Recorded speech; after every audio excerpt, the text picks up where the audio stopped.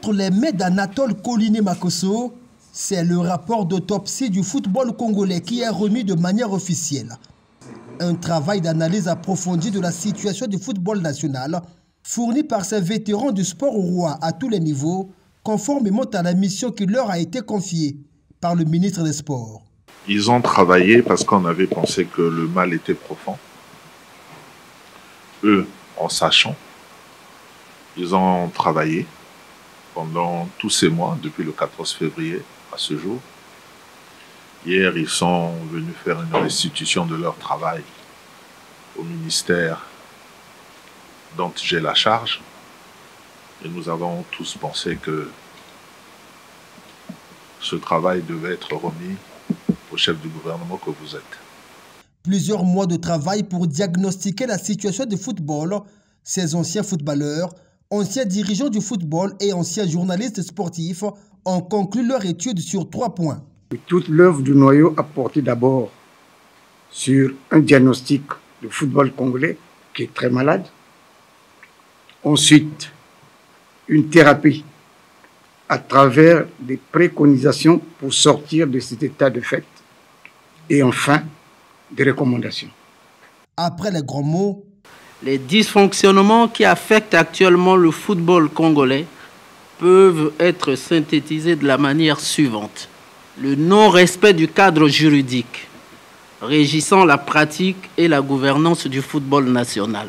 Le conflit persistant entre les organes gouvernementaux et la Fédération congolaise de football, compromettant la coordination des actions. La mauvaise organisation des compétitions nationales, souvent marquée par des interruptions et un faible niveau de professionnalisme.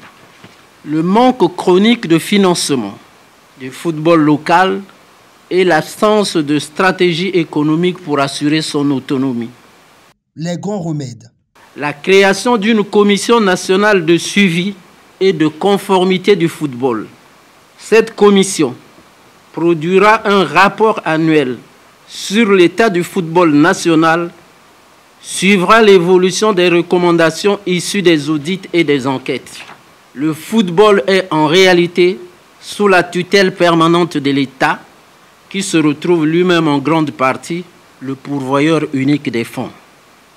D'où la nécessité d'impliquer d'autres acteurs conformément à la loi numéro 23/2023 du 27 juillet 2023 portant code du sport. Des mesures, mais pour quelle fin? Ces mesures ont pour objectif principal de renforcer la transparence, d'améliorer la performance et d'instaurer une véritable culture de redevabilité dans le football national, notamment celle du comité exécutif de la Fédération congolaise de football vis-à-vis des instances gouvernementales. Recevant le rapport du noyau de réflexion, le Premier ministre chef du gouvernement parle désormais de la réappropriation de la vision du football selon le président de la République. Je nous appelle donc tous à l'humilité